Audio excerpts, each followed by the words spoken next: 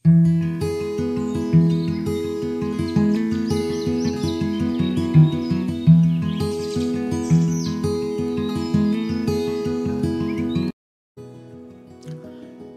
kapaglaom, maayong buntag kaninyong tanan. Ang atong hilisgutan karong Nobyembre 19, giuluhan og kung asa ang Dios nagagiya. Ang atong teksto makita sa Hebreanon 12:28. Pusa, magpasalamaton kita tungod sa atong pagkadawat ug gingharian nga dili matarog ug tungod ni ana ihalad ta ngadto sa Dios ang makapahimuot nga pagsimba nga inubanan sa pagtahod ug sa pagkahadlok. Kapag laom, ang kinabuhi nga malaay dili maayo pinakamaayo alang sa espirituhanong pagtubo.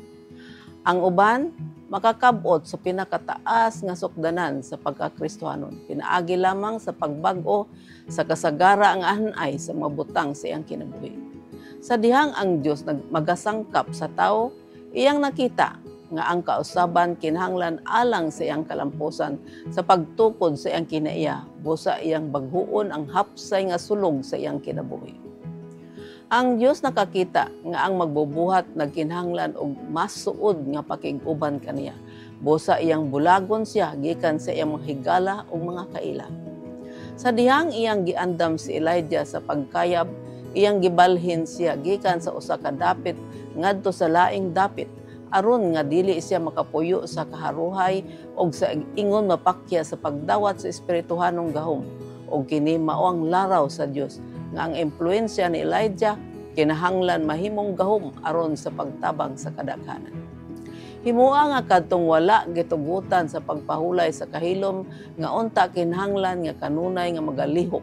Sila magatukod sa ilang tulda karong gabii sa usa ka dapit ug gugma sa gabii sa lain na usab nga dapit. Ilang hinumduman nga ang Dios mao'y nagagiya kanila. Og kini maong iyang paagi sa pagtabang kanila aron sa pag-umol sa ilang hingpit nga kinaiya.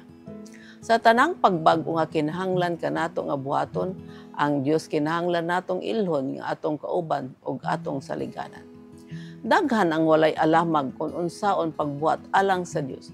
Dili tungod kay kinahanglan nga sila walay kahibalo, kundi tungod nga sila dili buot mo pailalom sa pagbansay sa Dios. Ang Moab gisgutan ingon nga kapakyasan tungod kay ang manalagna nagpahayag. Ang Moab nagpuyo sa kasayon gikan pa sa iyang pagkabatan-on ug siya nahimutang sa iyang mga lalog ug wala gayud ikahuwad gikan sa usa ka sudlanan. Ni nabihag siya, busa ang iyang kahinam nagpabilin kaniya ug ang iyang kaamyon wala mahupas. Jeremias 48:11. Busa mao kini kadtong ang napanunod ug naugmad nga mga hilig sa kadautan wala mawagtang gikan kanila. Ang Kristohanon kinahanglan mangandam sa pagbuhat ug bulhaton nga nagapadayag og kalulot, pagkamahalotayon, pagkamainantoson, kalumo ug pagkamapailobon. Ang pag-ugmad niining mga bililhong gasa magaabot sa kinabuhi sa Kristohanon sa dihang tawgon siya sa serbisyo sa Ginoo ug siya andam nga gamiton ang iyang labing mataas nga gahom sa pagtabang ug panalangin niadtong anaa sa iyang palibot. Mga kapaglaom, ang kalaay sa kinabuhing Kristohanon mao'y dili maayo sa iyang espirituhanong pagtubo. Ang mataas nga kalidad sa espirituhanong kinabuhi makabot lamang pinaagi sa pagbag-o sa kalaay sa iyang kanunay nga ginabuhat. Pinaagi sa pagtabang sa Ginoo sa dihang iyang nakitang nga importante ang kabaguhan aron ang Kristohanon molampos aron matukod ang maayong kinaiya sa iyang iyang usbon ang kapsay nga sulog sa iyang kinabuhi. Buot sa Dios nga makigsuod ang magbubuhat kaniya busa iyang bulagon ang iyang mga higala ug makaila kanila aron mapunting ang ilang mga hunahuna ngadto sa ilang buhat alang sa pagpauswag sa gingharian sa Dios. Ang Kristohanon andam kung asa sila paadtuon nga dapit sa Dios ug hatagan sila sa Dios og mga gasa nga ilang gamiton alang sa kalampusan sa buhat sa Dios. Mag-ampo kita. Dios ug may gugmahon namong Aman sa langit. Wag tanga ka namo ang amo makalaay sa mga butang nga kanunay namo ginabuhat nga dili makahatag og himaya sa imong ngalan.